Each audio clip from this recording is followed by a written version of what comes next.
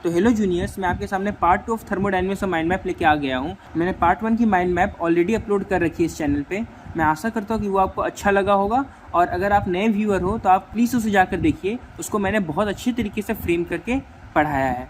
अब आते हैं अपने पार्ट 2 पे।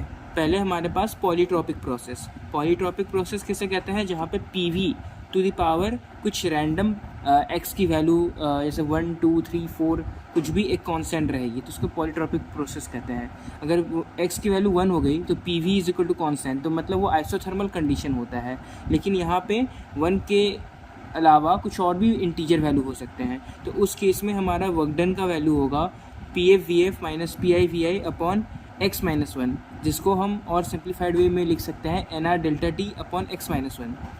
यहाँ पे भी du की वैल्यू NCV∆T होगी और dh की वैल्यू NCP∆T होगी। इन दोनों की वैल्यू पे कोई फ़र्क नहीं पड़ेगा, और Q is equal to du minus W ही होगा। और लेकिन यहाँ पे हमें एक और नया रिलेशन मिलता है कि Cm जो हमारा मोलर हीट कैपेसिटी है वो is equal to CV plus R upon 1 minus x के इक्वल होता है।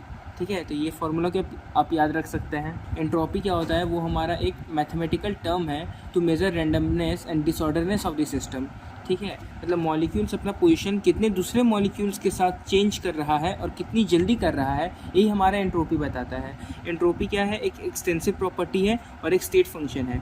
और गैस की एंट्रोपी लिक्विड से ज़्यादा रहती है और लिक्विड की सॉलिड से ज़्यादा रहती है, और इसको हम जूल पर मोल केल्विन के यूनिट में हम लोग एंट्रोपी मापते हैं। और एंट्रोपी डायरेक्टली प्रोपोर्शनल है टेम्परेचर के, अमाउंट ऑफ मोल्स के और मोलर वेट के। ठीक है, अब देखते हैं जो हमारा बॉइलिंग एग है उसमें हमारा एंट्रोपी इंक्रीज़ होता है। क्यों?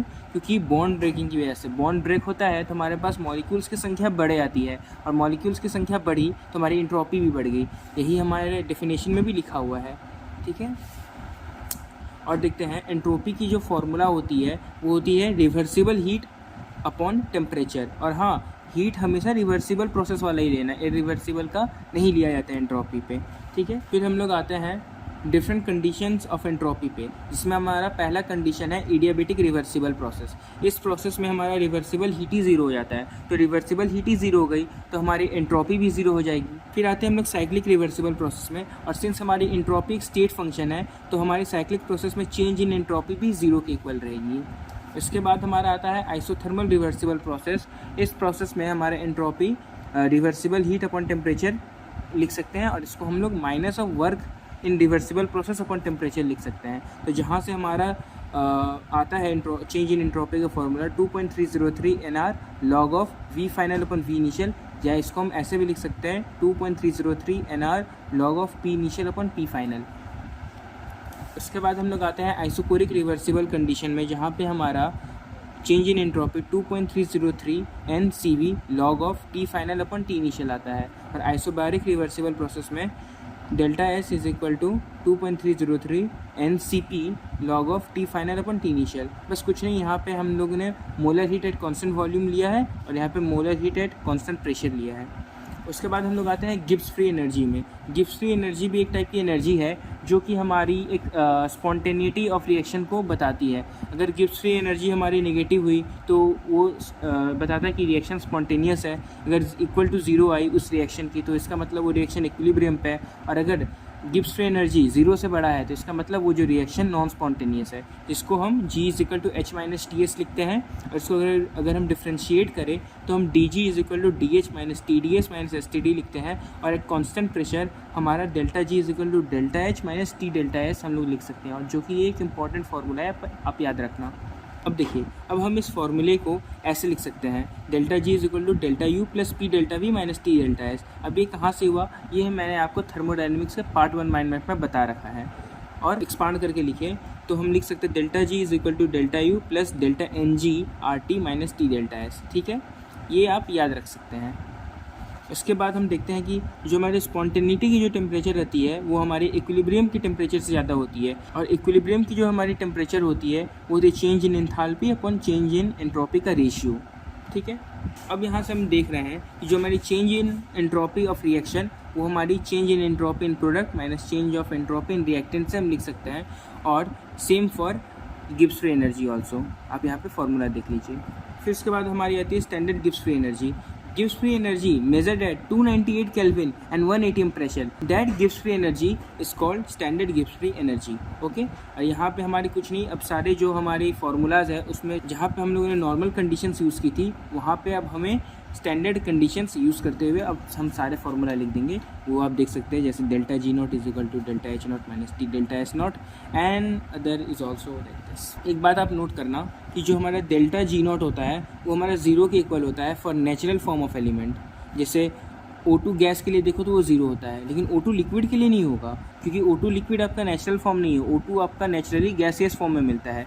जैसे नाइट्रोजन गैसियस फॉर्म में नेचुरली मिलता है तो उसका भी डेल्टा जी नॉट ज़ीरो के इक्वल होता है। ठीक है, जिस एलिमेंट के एक से ज़्यादा एलोट्रोप होती है उसकी किसी एक फॉर्म की डेल्टा जी नॉट की वैल्यू ज़ीरो होती है। जैसे कार्बन जो है वो डायमंड, ग्राफाइट, कोक 3 फॉर्म में पाया जाता है, लेकिन हमारी डायमंड की फॉर्म की ही डेल्टा जी नॉट ज़ीरो होती है, बाकी जो हमारी ग्राफाइट और कोक है उसकी ज़ीरो नहीं होती है।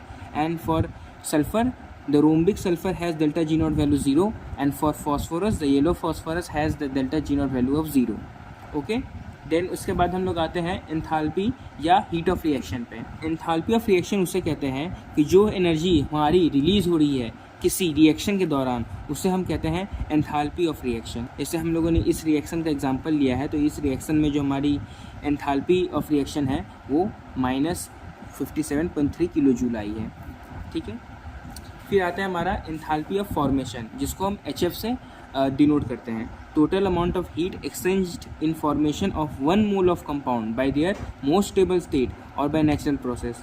जैसे देखो यहाँ पे हमने CO2 गैस को बनाया है सॉलिड कार्बन और ऑक्सीजन गैसेस फॉर्म में लेते हुए, लेकिन यहाँ पे हमने CO2 बनाया है कार्बन मोनोऑक्साइड गैस को लेकर, जो कि नेचुरल प्रोसेस नहीं है CO2 बनाने का। तो इस प्रोसेस में जो हीट निकलेगी उसे हम हीट ऑफ फॉर्मेशन नहीं कहेंगे।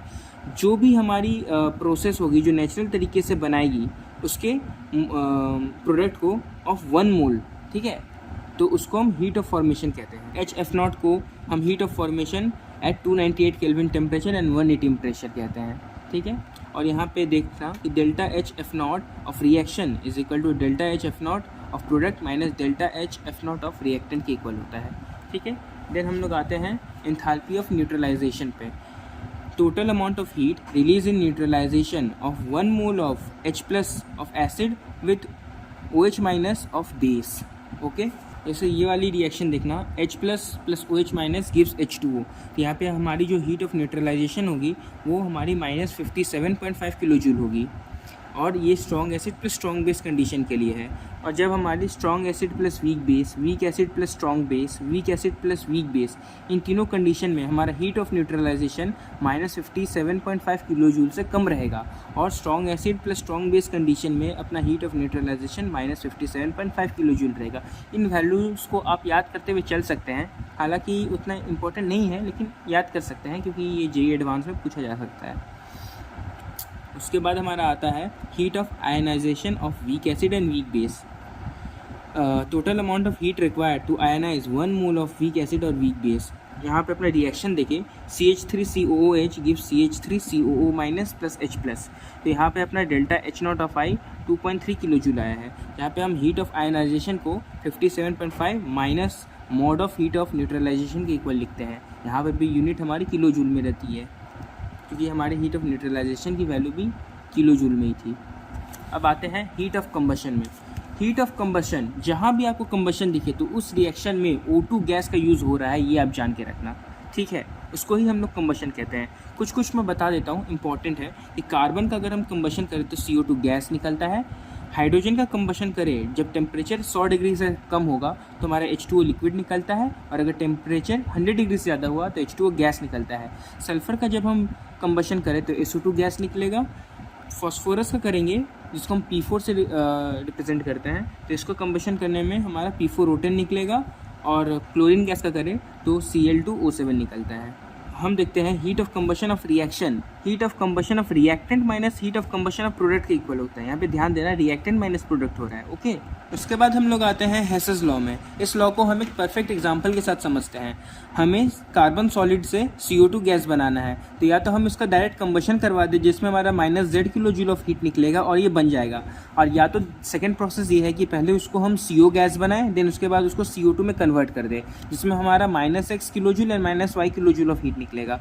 अगर हम यहाँ पे जो सारे इंडिविजुअल रिएक्शंस को हम यहाँ पे इक्वेशन में लिखे तो हम देख सकते हैं कि इन दोनों रिएक्शन का इक्वेशन इस रिएक्शन के इक्वेशन के बराबर आ रहा है, तो जो कि हमें यहाँ पे दिख रहा है। तो हम इसे ये कह सकते हैं कि जो हमारी हीट रिलीज होगी इस प्रोसेस में और इस प्रोसेस में वो इक्वल होगी हमारी heat release in this process. तो हेसेस लॉ हमें यही बताती है कि जो हमारी चेंज इन एनर्जी होगी, चाहे हम जिस भी प्रोसेस से जाए, वो हमारी इक्वल होगी। जैसे हम यहाँ पे देख सकते हैं कि -x plus -y heat is equal to -z heat ही होगी, जिसको हम अच्छे से लिखे तो x plus y is equal to z। मतलब जो हमारी इस प्रोसेस में जो एनर्जी रिलीज होगी वो सेम एनर्जी हमारी इस प्रोसेस में रिलीज होगी कार्बन सॉलिड को CO2 गैस बनाने में। यही है हमारी हेसेस लॉ। उसके बाद हम लोग आते हैं कैलोरीफिक वैल्यू में। ये हमारी एफिशिएंसी ऑफ फ्यूल को मेज़र करता है, जो कि हमारी होती है delta H0 of combustion of molecule upon molar mass of molecule के इक्वल होता है। कैलोरीफिक वैल्यू जितनी ज़्यादा होगी एफिशिएंसी भी उतनी ही ज़्यादा होगी। ठीक है, उसके बाद हम लोग आते हैं हीट ऑफ एटोमाइजेशन पे। Total amount of heat required to form 1 mole gaseous atom by their most stable state. जैसे हमें 1 मोल ऑफ गैसियस एटम को बनाना है, जैसे हाइड्रोजन गैस को हम हाफ ऑफ H2 गैस से हम बना सकते हैं, और इस प्रोसेस में हमारी जितनी हीट निकलेगी उसे हम हीट ऑफ एटमाइजेशन कहते हैं। उसके बाद हम लोग आते हैं बॉन्ड एंथैल्पी पे। Total amount of heat required to break 1 mole of covalent bond by gaseous molecule और गैसियस एटम।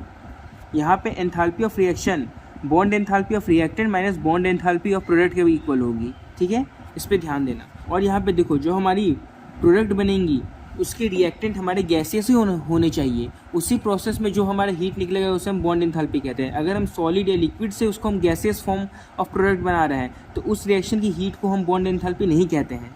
ठीक है, अब आते हैं हम लोग एंथैल्पी ऑफ फेज चेंज पे, जहाँ पे एंडोथर्मिक प्रोसेस, जहाँ पे हमें हीट देना पड़ता है, वो किस किस एंथैल्पी के लिए रहता है? वो वेपराइजेशन के लिए, लिक्विड से वेपर बनना, मेल्टिंग के लिए, सॉलिड से लिक्विड बनना, और सब्लिमेशन के लिए, सॉलिड से वेपर बनना। और एक्सोथर्मिक प्रोसेस जिसमें हीट खुद ब खुद निकलता है वो होता है एंथैल्पी ऑफ फ्यूजन, जिसमें लिक्विड से सॉलिड बनता है। उसके बाद हम लोग देखते हैं किरचॉफ्स इक्वेशन। हालांकि ये JEE एडवांस का टॉपिक है, ठीक है, फिर भी मैं आपको यहाँ पे डिस्कस कर रहा हूँ। मान लीजिए हमारा टेम्परेचर T2 पे हमारा कुछ H2 एंथैल्पी रिलीज़ हो रहा है और टेम्परेचर T1 में H1 एंथैल्पी यूज़ हो रहा है, जहाँ पे T2 T1 से ज़्यादा है। तो हमारी जो चेंज इन एंथैल्पी होगी delta H2 is equal to delta H1 plus integration from T1 to T2 delta Cp dt at constant pressure. और यही अगर कॉन्स्टेंट वॉल्यूम के लिए हो तो delta U2 is equal to delta U1 plus integration of T1 to T2 of delta Cv into dt। और यहाँ पे डेल्टा U आपका इंटरनल एनर्जी है और डेल्टा H आपका एंथैल्पी है। उसके बाद देखते हैं बॉम्ब कैलोरीमीटर पे। Measures heat of combustion eight constant volume.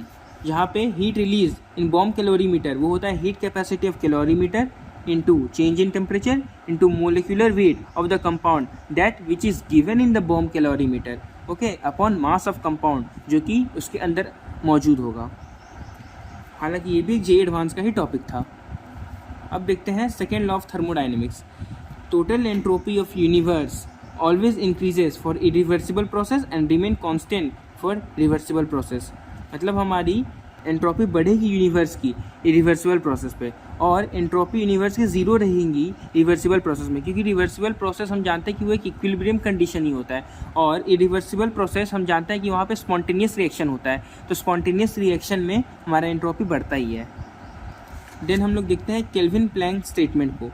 It is impossible to construct a heat engine with 100% efficiency, ये बताता है। और क्लॉसियस स्टेटमेंट क्या बताता है? It is impossible to flow heat spontaneously from hotter to colder body without external work.